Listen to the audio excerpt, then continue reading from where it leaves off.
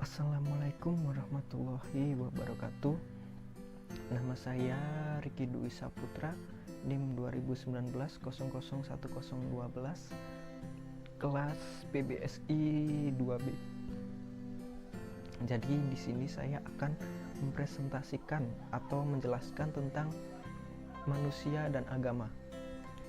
Jadi di sini saya akan mempresentasikan tentang makalah manusia dan agama untuk menyelesaikan suatu tugas praktek kuliah pendidikan agama Islam yang diampu oleh dosen Pak Sauki. Jadi dalam makalah tersebut saya memilih makalah tentang manusia dan agama karena karena kita sebagai manusia harus mengetahui tentang apa itu manusia yang ada dalam Al-Quran. Kita sebagai manusia harus yang mempunyai bentuk paling sempurna juga harus memiliki sifat yang seperti manusia seharusnya, tidak seperti hewan atau malah lebih rendah daripada hewan.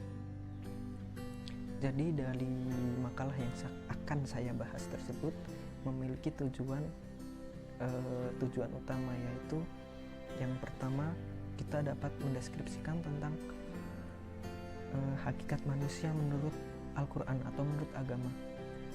Dan yang kedua, kita dapat mengetahui apa itu arti manusia menurut para ahli. Dan yang ketiga, sebagai manusia kita dapat berpedoman kepada agama atau agama untuk pedoman hidup manusia. Jadi yang pertama tentang hakikat manusia dalam Al-Quran. Dalam Al-Quran manusia itu memiliki 3 pembentuk totalitas yang dapat dibedakan namun tidak dapat dipisahkan. Hal tersebut merupakan pandangan Al-Quran yang memandang manusia. Yang pertama, manusia itu dipandang sebagai unsur pembentuk manusia itu yaitu yang pertama jismiyah atau fisik biologis, dan yang kedua nafsiyah itu seperti psikis atau psikologis, dan yang ketiga rohaniyah spiritual atau transcendental. Saya akan membahas yang pertama yaitu jismiyah itu merupakan suatu bentuk manusia yang dapat terlihat seperti fisik kita atau seperti telinga, mata, mulut kan bisa terlihat. Nah, itu merupakan suatu aspek jismiyah. Dan yang kedua adalah nafsiyah psikis atau psikologis. Jadi psikis atau psikologis itu merupakan pikiran, perasaan, kemauan yang muncul dari dimensi an-nafsu dan al-qalb. Dan yang ketiga adalah ruhaniyah. Ruhaniyah sendiri merupakan potensi lahir batin yang dapat bersumber dari ar-ruh atau al-fitrah. Kemudian manusia itu pada hakikatnya merupakan makhluk Allah yang paling sempurna di antara makhluk-makhluk yang lain, karena manusia sendiri memiliki sifat seperti manusia.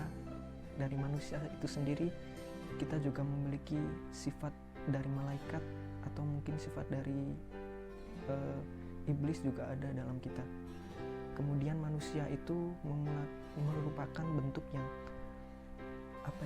maksudnya dapat terlihat dan tidak gaib intinya. Mungkin itu yang dapat saya sampaikan dari yang pertama. Kemudian yang kedua, pendapat ahli tentang manusia. Jadi pendapat ahli itu memandang manusia itu menurut para ahli, manusia itu dipandang sebagai memiliki bermacam-macam ya pendapat para ahli. Yang pertama itu pendapat materialisme atau serba zat, dan yang kedua aliran spiritualisme atau ruh, yang ketiga aliran dualisme, yang keempat adalah eksistensialisme. Menurut saya kalau pendapat manusia itu gimana ya, pikiran manusia itu terbatas dan berbeda dengan suatu kitab-kitab yang langsung diturunkan oleh Allah. Pasti sudah memiliki ilmu yang tidak terbatas. Dalam Al-Quran sendiri manusia memiliki beberapa istilah. Yang pertama yaitu Basyar, yang kedua Anas, dan yang ketiga Bani Adam. Kalau untuk menjelaskan mungkin saya kurang paham tentang istilah-istilah yang ada dalam Al-Quran, tapi saya akan mencoba mengartikan apa itu Al-Basar, An-Nas, atau Bani Adam.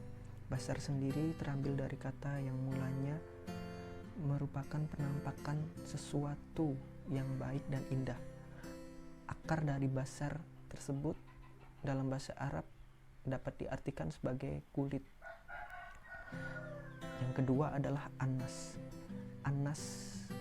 Anas dalam Al-Quran itu diambil dari unsur kata uns yang berarti jinak, lawan dari binatang liar, harmonis dan tampak. Dan yang ketiga Bani Adam. Disebut Bani Adam karena merujuk pada asal usul manusia yang merupakan nenek moyang kita dulunya adalah Nabi Adam. Mungkin itu saja yang dapat saya jelaskan tentang istilah manusia dalam Al-Quran. Dan yang terakhir adalah Al-Quran sebagai pedoman hidup manusia, atau pentingnya agama dalam pedoman hidup manusia. Tentu saja agama sangat penting bagi kehidupan manusia, karena dalam agama sendiri dapat mengajarkan tentang suatu sumber moral, petunjuk kebenaran, sumber informasi tentang pengetahuan yang yang belum kita miliki. Kita dapat belajar dari kitab suci Al-Quran. Dan menurut saya yang terakhir adalah memberikan bimbingan rohani, karena dalam bimbingan rohani sendiri kita dapat tenang lahir dan batin, dan kita dapat menemukan jalan tujuan kita menuju akhirat nanti. Kesimpulan yang dapat diambil dari presentasi tadi tentang makalah manusia dan agama, yaitu bahwa agama sangat terkait erat untuk pedoman hidup manusia. Manusia sendiri terdiri dari dua unsur, yaitu unsur yang penting yaitu materi dan non-materi. Materi dan non-materi tersebut sudah dijelaskan dari Al-Quran, dan terdapat beberapa istilah untuk menjelaskan tentang materi dan non-materi tersebut. Dan apabila kita mempelajari tentang manusia menurut para ahli, tentu saja tidak relevan, karena para ahli tidak meyakini bahwa dalam unsur manusia tersebut ada suatu unsur gaib, yaitu seperti nyawa. Untuk itu, sebagai manusia yang benar-benar beradab, kita harus memiliki sifat yang seperti manusia seharusnya. Kita harus berpedoman kepada Al-Quran atau Al-Hadis agar kehidupan kita menjadi lebih baik lagi. Menurut saya itu saja yang dapat saya sampaikan. Kurang lebihnya mohon maaf. Wabillahi taufiq wal hidayah. Wassalamualaikum warahmatullahi wabarakatuh.